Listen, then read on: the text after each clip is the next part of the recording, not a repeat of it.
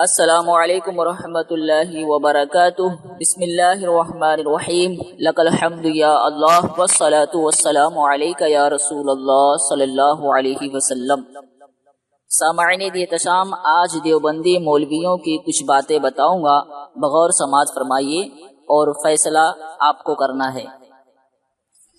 تقویت الایمان میں مولوی اسماعیل دہلوی لکھتے ہیں کہ عبادت میں شرک، بعض کام تعظیم کے اللہ نے اپنے لیے خاص کیے ہیں، ان کو عبادت کہتے ہیں، جیسے سجدہ اور رکوع اور ہاتھ باندھ کر کھڑے ہونا اور اس کے نام پر مال خرچ کرنا اور اس کے نام کا روزہ رکھنا اور اس کے گھر کی طرف سے دور دور سے قصد کر کے سفر کرنا۔ پھر آگے لکھا ہے کہ صفحہ نمبر 16 پر، پھر جو کوئی کسی پیر و پیغمبر کو یا بھوت و پری کو یا کسی کی سچی قبر کو یا جھوٹی قبر کو، کسی کے تھان کو یا کسی کے چلے کو یا کسی کے مکان کو یا کسی کے تبرک کو یا نشان کو یا تابوت کو سجدہ کرنا یا رکوع کرنا یا اس کے نام کا روزہ رکھے یا ہاتھ باندھ کر کھڑے ہو یا جانور چڑھائے یا ایسے مکانوں میں دور دور سے قصد کر کے جاوے، اور آگے لکھا اس سے شرک ثابت ہوتا ہے۔ کیا کہا؟ اس سے شرک ثابت ہوتا ہے۔ اور پھر آگے لکھا کہ ہر طرح شرک ثابت ہوتا ہے۔ ٹھیک ہے، اب یہ بات کلیئر ہو گیا کہ جانا یہ شرک ہے۔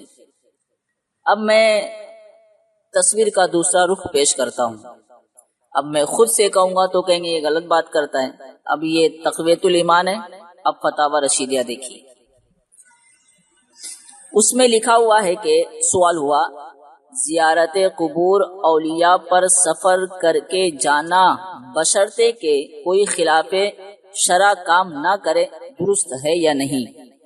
جواب دیا گیا، زیارت کے لیے جانا جائز ہے۔ کیا کہا؟ زیارت کے لیے جانا جائز ہے۔ یہ کس نے کہا؟ رشید احمد گنگوہی نے کہا۔ یہ وہی شخص ہے جس کے بارے میں لکھا ہے کہ حق وہی ہوتا ہے جو رشید احمد کی زبان سے نکلتا ہے۔ یہاں پر شرک ہے تقویت الایمان میں، اور یہاں پر جائز ہے۔ اچھا، آگے بھی سنیے۔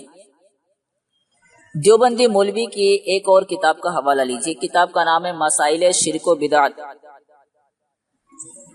لکھنے والے کا نام ہے مولانا رفعت صاحب قاسمی، مدرس دارالعلوم دیوبند۔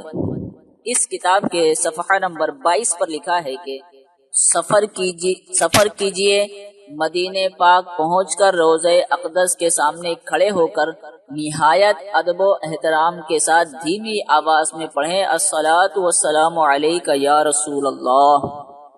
اور اسی کتاب کے صفحہ نمبر 26 پر لکھا ہے کہ مولانا رشید احمد گنگوہی فرماتے ہیں کہ جب مدینے کا عزم ہو تو بہتر ہے کہ روضہ اطہر صلی اللہ علیہ وسلم کی زیارت کی نیت کر کے جائیں۔ اب آپ تقویت الایمان اور ان کتابوں کو سامنے رکھ کر فیصلہ کریں، شرک ہے یا جائز ہے؟ اگر جائز ہے تو شرک نہیں ہوگا، اور شرک ہوگا تو جائز نہیں ہوگا۔ تو دیوبندیوں بتاؤ اس میں کون سی بات صحیح ہے؟ آپ فیصلہ کر لیں، اس کے بعد دوسروں پر کیچڑ اچھالیں۔ اپنے فتاوی اپنے اصولوں کی روشنی میں گستاخ ہے، اپنے فتاوی اپنے اصولوں کی روشنی میں گستاخ ہے۔ دیوبندیوں پہلے اپنے گھر کی تو خبر لو پہلے، اس کے بعد جو نا بڑی بڑی ڈینگیں مارو۔ السلام علیکم ورحمۃ اللہ وبرکاتہ۔